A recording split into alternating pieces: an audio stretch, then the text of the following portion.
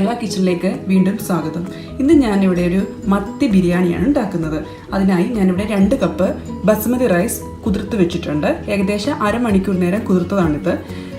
അതുപോലെ തന്നെ കുതിർക്കുന്നതിന് മുമ്പ് നമ്മുടെ റൈസ് നന്നായിട്ട് വാഷ് ചെയ്യണം. വാഷ് ചെയ്തതിന് ശേഷം വേണം ഇത് കുതിർത്ത് വെക്കാൻ വേണ്ടി. അതുപോലെ തന്നെ ഇതിലേക്ക് ആവശ്യമാണ് ഞാനിവിടെ 7 മത്തി എടുത്തിട്ടുണ്ട്. ഈ മത്തി നല്ലപോലെ കഴുകി ഇതേപോലെ വരഞ്ഞിട്ട് വെച്ചിട്ടുണ്ട്. ഇനി നമുക്കിത് മസാല ചേർക്കണം. മസാല ചേർക്കുന്നതിന് വേണ്ടി ഇഞ്ചി വെളുത്തുള്ളി പേസ്റ്റ്, ഇത് ഞാനൊരു 15 അല്ലി വെളുത്തുള്ളിയും ഒരു മീഡിയം സൈസ് ഇഞ്ചിയും നന്നായിട്ട് അരച്ച് പേസ്റ്റ് പോലെ ആക്കിയതാണ്. ഇഞ്ചിയും വെളുത്തുള്ളിയും തനിയെ അരച്ച് കഴിഞ്ഞാൽ ഇതുപോലെ നന്നായിട്ട് പേസ്റ്റ് ആവില്ല. അപ്പോൾ നമ്മൾ കുറച്ച് വെള്ളം ചേർക്കുക, അതല്ലെങ്കിൽ കുറച്ച് ഓയിൽ ചേർക്കുക. ഇതിപ്പോൾ ഞാൻ വെള്ളം ചേർത്താണ് അരച്ചിരിക്കുന്നത്. അതുപോലെ തന്നെ 1 ടീസ്പൂൺ മുളക് പൊടി, 1/2 ടീസ്പൂൺ മഞ്ഞൾപ്പൊടി, 1 ടീസ്പൂൺ കുരുമുളക് പൊടി, അതുപോലെ ഒരു ചെറുനാരങ്ങ പകുതി മുറിച്ചത്. ഇവയെല്ലാം നന്നായിട്ട് നമ്മുടെ മീനിലേക്ക് മസാല പുരട്ടി ഒരു 10 അല്ല 15 മിനിറ്റോളം നേരം നമുക്ക് മാറ്റി വയ്ക്കാം. ഈ വെളുത്തുള്ളിയും ഇഞ്ചിയുടെയും പേസ്റ്റിൻ്റെ പകുതി ചേർത്താൽ മതിയാവും. ബാക്കി പകുതി നമുക്ക് മസാല ഉണ്ടാക്കുമ്പോൾ അതിലേക്ക് ചേർക്കണം. മസാലയ്ക്ക് വേണ്ടത് എന്തൊക്കെയാണ് നമുക്ക് ഞാനിവിടെ 3 സവാള ചെറുതായി അരിഞ്ഞതും 2 തക്കാളി ഇതേപോലെ കുഞ്ഞു പീസായിട്ട് അരിഞ്ഞതും എടുത്തിട്ടുണ്ട്. അതുപോലെ തന്നെ നമുക്ക് മല്ലിയിലയും പുതിനയിലയും ആവശ്യമുണ്ട്. ഞാൻ 1 പിടി മല്ലിയിലയും 1 പിടി പുതിനയിലയാണ് എടുത്തിരിക്കുന്നത്. അത് ചെറിയ ഫൈനായിട്ട് അരിഞ്ഞതാണ്. ബിരിയാണി ഗാർണിഷ് ചെയ്യാൻ വേണ്ടി ഞാനിവിടെ സവാള ചെറിയ പീസായിട്ട് അരിഞ്ഞത്, ഇതുപോലെ ഫൈൻ പീസായിട്ട് അരിഞ്ഞത്, കശുവണ്ടി കുറച്ചെടുത്തിട്ടുണ്ട്. അതുപോലെ തന്നെ ഞാനിവിടെ എടുത്തിരിക്കുന്നത് പ്രൂൺസ് ആണ്. ഇത് ഒരു ഓപ്ഷനിലാണ്. പ്രൂൺസിന് പകരം നമുക്ക് ഉണക്കമുന്തിരി ചേർക്കാം, അല്ലെങ്കിൽ ചേർത്തില്ലെങ്കിലും കുഴപ്പമില്ല. അപ്പോൾ നമുക്ക് നോക്കാം ബിരിയാണി എങ്ങനെ തയ്യാറാക്കാമെന്ന്. ആദ്യം നമുക്ക് നമ്മുടെ മത്തി ഷാലോ ഫ്രൈ ചെയ്തെടുക്കണം. അതിനായി ഞാനിവിടെ ഒരു പാൻ അടുപ്പത്ത് വെച്ചിട്ടുണ്ട്. അതിനകത്തേക്ക് ആവശ്യത്തിന് എണ്ണ ഒഴിച്ച് നമ്മുടെ മത്തി ഓരോന്നായി ഇട്ട് കൊടുക്കാം. നമ്മുടെ മത്തി ഞാൻ ഫ്രൈ ചെയ്യാൻ വേണ്ടി അടുപ്പത്ത് വെച്ചിട്ടുണ്ട്. ഇനി നമുക്കൊന്ന് അടച്ചു വെച്ച് ഫ്രൈ ചെയ്തെടുക്കാം. നമ്മുടെ മത്തി ഏകദേശം നമ്മുടെ പരുവായിട്ടുണ്ട്. ഇത് നമുക്ക് മാറ്റി വെച്ചിട്ട് അടുത്ത ട്രിപ്പ് മത്തിയുടെ എടുത്തിടാം. നമ്മൾ മസാല ഉണ്ടാക്കുന്നത് മീൻ ഫ്രൈ ചെയ്ത ആ സെയിം പാത്രത്തിലേക്ക് തന്നെയാണ്. അപ്പം മീനിൻ്റെ ആ മസാലയുടെ ആ രുചിയൊക്കെ അതിനകത്ത് തന്നെ കാണും. അപ്പോൾ അതുകൂടെ നമ്മുടെ മസാലയിലേക്ക് പിടിക്കട്ടെ. അപ്പോൾ നമുക്ക് കുറച്ചുകൂടെ എണ്ണ ഇതിലേക്ക് ചേർത്ത് കൊടുക്കാം. എണ്ണ ചേർത്തിട്ടുണ്ട്. അതിലേക്ക് നമുക്ക് എടുത്തു വെച്ചിരിക്കുന്ന സവാള കുറേശ്ശെ ആഡ് ചെയ്യാം. ഈ സവാള നന്നായിട്ട് നമുക്ക് വഴറ്റിയെടുക്കണം. കുറച്ച് ഉപ്പ് ചേർക്കുകയാണെങ്കിൽ പെട്ടെന്ന് തന്നെ നമുക്കിത് ബ്രൗൺ നിറമായിട്ട് കിട്ടും.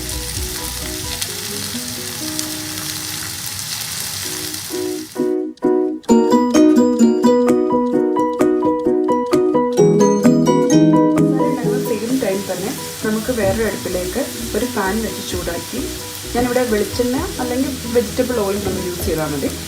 നെയ്യ് അധികം ഞാൻ ഈ ബിരിയാണിക്ക് യൂസ് ചെയ്യുന്നില്ല. അപ്പോൾ നമ്മുടെ പാത്രത്തിലേക്ക് ആവശ്യത്തിനുള്ള എണ്ണ ഒഴിച്ച് നമുക്ക് ഗാർണിഷ് ചെയ്യാനുള്ള സാധനങ്ങളൊന്ന് മൂപ്പിച്ചെടുക്കാം. ആദ്യം ഞാൻ കശുവണ്ടിയാണ് മൂപ്പിക്കുന്നത്.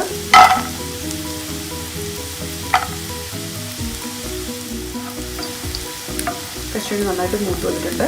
അത് നമുക്ക് മാറ്റാം. അതിനുശേഷം നമ്മൾ പ്രൂൺസ് ചേർത്ത്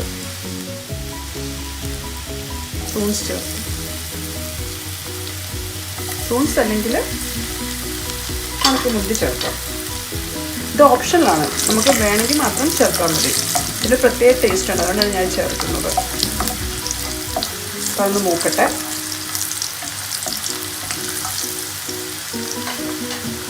ഇനി നമുക്ക് സവാള ഇട്ട് കൊടുക്കാം.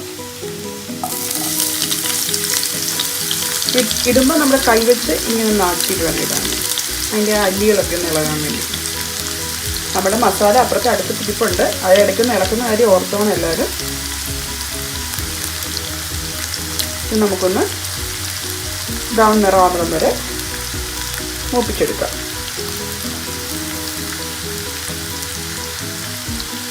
ഇടയ്ക്കൊന്ന് ഇതുപോലെ ഒന്ന് ഇളക്കി കൊടുക്കുക.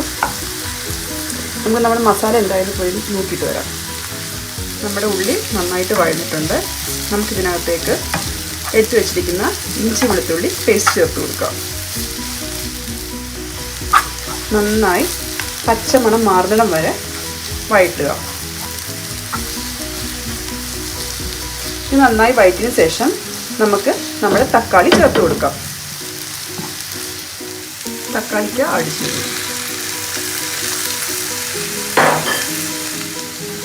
നന്നായിട്ട് ഇളക്കി കുറച്ച് നേരം അടച്ചു വെച്ച് വേവിക്കണം.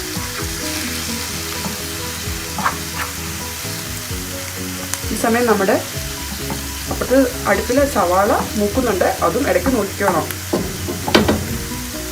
ഇത് വേവട്ടെ, നമുക്ക് നമ്മുടെ മൂപ്പിക്കുന്ന സവാളയിലേക്ക് പോകാം. അങ്ങനെ നമ്മുടെ സവാള ഇവിടെ ബ്രൗൺ നിറമായി വന്നിട്ടുണ്ട്. ഇനി നമുക്കിത് മാറ്റി വയ്ക്കാം.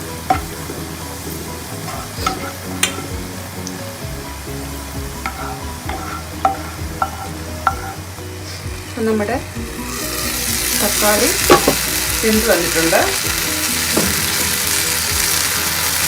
നമുക്ക് ഇതിനകത്തേക്ക് പുതിനയിലയും മല്ലിയിലയും ചേർത്ത് കൊടുക്കാം.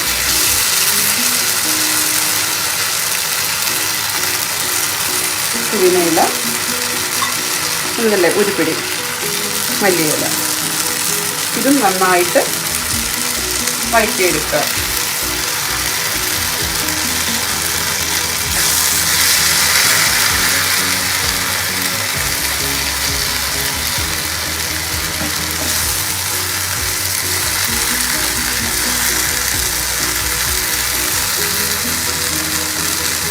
തക്കാളി നന്നായിട്ട് വഴന്നിട്ടുണ്ട്. നമുക്കിതിലേക്ക് നമ്മുടെ പൊടികൾ ചേർക്കാം. ആദ്യം 1/2 ടീസ്പൂൺ മഞ്ഞൾപ്പൊടി. ആ മഞ്ഞൾപ്പൊടി നന്നായിട്ട് ചൂടാക്കണം, അതായത് അതിൻ്റെ പച്ചമണം മാറണം. അപ്പം മഞ്ഞൾപ്പൊടിയുടെ ആ പച്ചമണം മാറിയിട്ടുണ്ട്. ശേഷം 1 ടീസ്പൂൺ മുളക് പൊടി, 1 ടീസ്പൂൺ ഗരം മസാല, 1/2 ടീസ്പൂൺ കുരുമുളക് പൊടി. ഇതെല്ലാം നമുക്ക് നന്നായിട്ട് ചൂടാക്കിയെടുക്കാം. ആ പൊടി മസാലയിൽ നന്നായിട്ട് പിടിക്കട്ടെ. നമ്മൾ ഓൾറെഡി ഉപ്പ് ആ സവാളയ്ക്ക് ചേർത്ത് കൊടുത്തിട്ടുണ്ട്. അപ്പോൾ ഈ സമയം നമ്മൾ ഉപ്പ് നോക്കിയിട്ട് ആവശ്യമെങ്കിൽ മാത്രം ഉപ്പ് ആഡ് ചെയ്യണം. നമ്മുടെ മസാല നന്നായിട്ട് ചൂടായിട്ടുണ്ട്. ഇതിലേക്ക് 1 ടേബിൾ സ്പൂൺ തൈര് നമുക്ക് ആഡ് ചെയ്യാം. അത് നന്നായിട്ട് എല്ലായിടത്തും ഒന്ന് ഇളക്കി കൊടുക്കുക. അങ്ങനെ നമ്മുടെ മസാല ഇവിടെ റെഡി ആയിട്ടുണ്ട്. ഇതിലേക്ക് നമുക്ക് വറുത്ത് വെച്ചിരിക്കുന്ന ഫിഷ് ഓരോന്നായിട്ട് ചേർത്ത് ആ ഫിഷിലേക്ക് ഈ മസാല നന്നായിട്ട് പിടിപ്പിക്കണം. മീനിട്ട് കൊടുത്തിട്ടുണ്ട്. ഇതിനകത്തേക്ക് മസാല എല്ലാ ഭാഗത്തേക്കും നന്നായിട്ട് പിടിപ്പിക്കുക. എന്നിട്ട് ജസ്റ്റ് ഒന്ന് അടച്ചു വെച്ച് ഒരാവി കയറ്റുക. കാരണം ആ മസാല മീനിലേക്കൊന്ന് പിടിക്കാൻ വേണ്ടിയാണ്. അതുപോലെ മീൻ ഉടഞ്ഞു പോയത് ഒന്ന് ശ്രദ്ധിച്ചോണം, കാരണം മത്തിയല്ല, പെട്ടെന്ന് ഉടയാൻ ചാൻസ് ഉണ്ട്. ഇപ്പോൾ എല്ലായിടത്തേക്കും ഞാൻ ആ മസാല പിടിപ്പിച്ചിട്ടുണ്ട്. ഇനി നമുക്കൊന്ന് അടച്ചു വയ്ക്കാം. ഈ സമയത്ത് നമ്മുടെ തീ ഓഫ് ചെയ്യാം. ആ ചെറിയ തീ കിടന്ന് ആ മസാല എല്ലായിടത്തും ഒന്ന് പിടിക്കട്ടെ. നമുക്ക് അരി വേവിച്ചെടുക്കണം. അതിനായി ഒരു പാത്രത്തിൽ കുറച്ച് വെള്ളം എടുത്തിട്ടുണ്ട്. വേറെ രീതിയിൽ നമുക്ക് അരി വേവിച്ചെടുക്കാവുന്നത് 1 ഗ്ലാസ് അരിക്ക് 1.5 ഗ്ലാസ് വെള്ളം എന്ന രീതിയിൽ ഇതെല്ലാം ഒന്നിച്ചിട്ട് നമുക്ക് വേവിക്കാവുന്നതാണ്. പക്ഷെ ഞാനിവിടെ ഉണ്ടാക്കുമ്പോൾ എപ്പോഴും അരി സെപ്പറേറ്റ് ആണ് വേവിക്കുന്നത്. സെപ്പറേറ്റ് വേവിച്ചിട്ട് അരി നമ്മൾ ഊറ്റി വയ്ക്കും. എന്നിട്ട് ആ അരി വെന്ത ചോറ് നമ്മൾ ദം ചെയ്തെടുക്കുകയാണ് ഞാൻ ചെയ്യുന്നത്. അപ്പോൾ ഞാൻ ചെയ്യുമ്പോൾ ഞാൻ കാണിച്ചു തരാം അതിൻ്റെ അരിയുടെ പാകവും ഒക്കെ. അപ്പം ഞാൻ വെള്ളം ഇവിടെ വെച്ചിട്ടുണ്ട്. വെള്ളം ചൂടായി വരുന്നു. അപ്പോൾ അതിനകത്തേക്ക് നമുക്ക് കുറച്ച് സ്പൈസസ് ആഡ് ചെയ്യണം. അപ്പോൾ എന്തൊക്കെയാണ് സ്പൈസസ് ആഡ് ചെയ്യേണ്ടത് നോക്കാം. ഞാനിവിടെ ഒരു 5 ബേ ലീവ്സ് എടുത്തിട്ടുണ്ട്, കറുകാപ്പട്ട, 5 ഏലക്ക, 1 ടീസ്പൂൺ പെരിഞ്ചീരകം, 1 തക്കോലം, കുറച്ച് കുരുമുളക്. ഇവയെല്ലാം കൂടെ നമുക്ക് വെള്ളത്തിലേക്ക് ഇട്ട് നന്നായിട്ട് തിളപ്പിക്കണം. ആവശ്യത്തിന് ഉപ്പും ചേർക്കണം. അതുപോലെ തന്നെ കുറച്ച് മല്ലിയിലയും കുറച്ച് പുതിനയിലയും ആ വെള്ളത്തിലേക്ക് നമ്മൾ ചേർത്ത് ഈ വെള്ളം നന്നായിട്ട് തിളപ്പിക്കണം.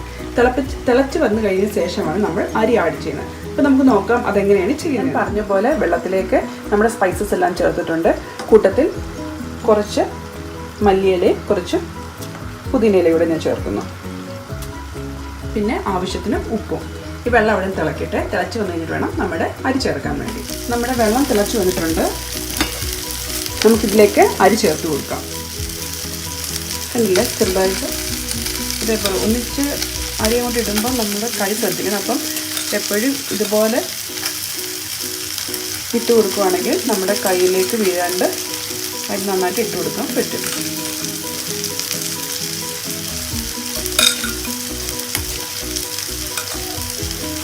നമ്മുടെ അരിയുടെ പാകമായിട്ടുണ്ട്. ഇതുപോലെ എടുത്തു കഴിയുമ്പോൾ നോക്കുക, നമ്മുടെ കൈ വെച്ച് ഇങ്ങനെ രണ്ടായിട്ട് നഖം വെച്ചിങ്ങനെ പൊട്ടിക്കുന്നതാണ് നമ്മുടെ അരിയുടെ പരുവം. കണ്ടില്ലേ? പിന്നെ ഇപ്പം ജസ്റ്റ് നമക്കുമ്പോഴത്തേക്ക് അതിങ്ങനെ 2 പീസായിട്ട് മാറുന്നുണ്ട്. ഇനി നമുക്ക് ഈ അരി ഊറ്റിയെടുക്കാം. ഇനി നമുക്ക് ബിരിയാണി ദം ചെയ്തെടുക്കണം. ദം ചെയ്യാൻ വേണ്ടി നമുക്കൊരു പഴയ ദോശക്കല്ല് അടുപ്പിലേക്ക് വെക്കാം. ഈ ദോശക്കല്ല് ചൂടായി വരുമ്പോൾ നമുക്ക് ദം ചെയ്യാനുള്ള പാത്രം ഇതിന് മുകളിലേക്ക് വെക്കാം. ദം ചെയ്യാനുള്ള പാത്രം ഞാൻ മുകളിലേക്ക് വെക്കുകയാണ്. അത് ഒന്ന് ചൂടാവട്ടെ. നമ്മൾ ഇത്രയും നേരം നെയ്യ് എങ്ങും ചേർത്തിട്ടില്ല. ഈ പ്രോസസ്സിൽ നമ്മൾ ആദ്യം കുറച്ച് നെയ്യ് പാത്രത്തിൻ്റെ അടിയിലേക്ക് ചേർക്കുന്നു. അതിനുശേഷമാണ് നമ്മുടെ ചോറ് അതിന് മുകളിലേക്ക് ഇടുന്നത്. അങ്ങനെ നമ്മുടെ പാത്രം ചൂടായിട്ടുണ്ട്. നമുക്കിനി കുറച്ച് ചോറിട്ട് കൊടുക്കാം. ആദ്യം ഒരു ലെയർ ചോറിടാം. എല്ലായിടത്തും പിടിച്ചിട്ട് വെച്ച് നെയ്യ് കിടന്ന് ചൂടായതിൻ്റെയാണ് സൗണ്ട് വെക്കുന്നത്.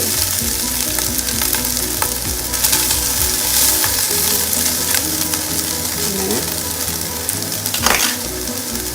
ഞാനിപ്പം ഒരു ലെയർ ഇട്ടിട്ടുണ്ട്. കുറച്ചുകൂടെ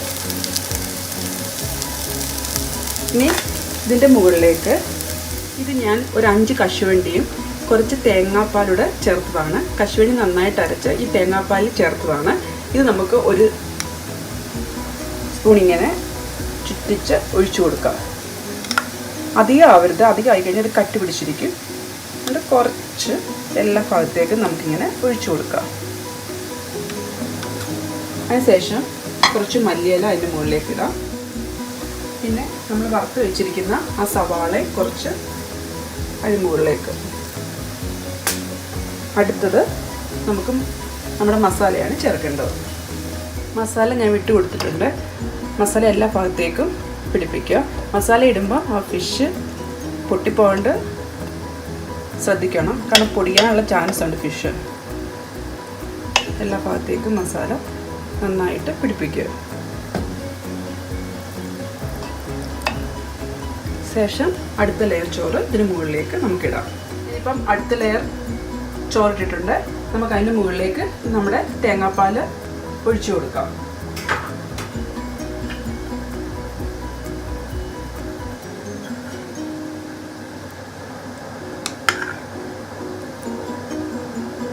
പിന്നെ നമ്മുടെ മല്ലിയില,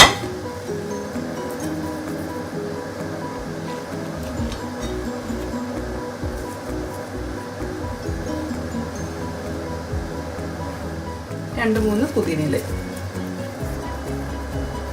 പിന്നെ നമ്മൾ വറുത്ത് വെച്ചിരിക്കുന്ന സവാള, എല്ലായിടത്തും ഇട്ട് കൊടുക്കുക. നമ്മുടെ കശുവണ്ടി,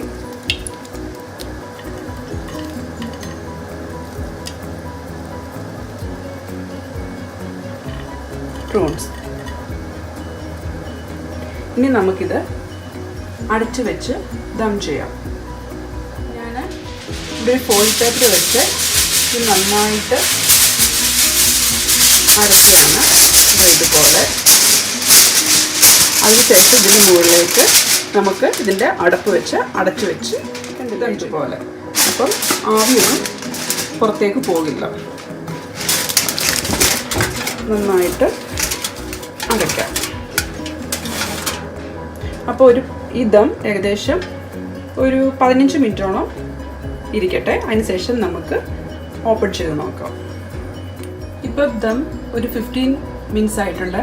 അപ്പോൾ നമുക്ക് തീ ഓഫ് ചെയ്തിട്ട് ഒരു 5 മിനിറ്റിന് ശേഷം നമുക്കൊന്ന് തുറന്ന് നോക്കാം. കണ്ടില്ലേ, നമ്മുടെ ബിരിയാണി ഇവിടെ റെഡി ആയിട്ടുണ്ട്. നമുക്കിനി ഇത് സെർവിംഗ് ഡിഷിലേക്ക് മാറ്റാം.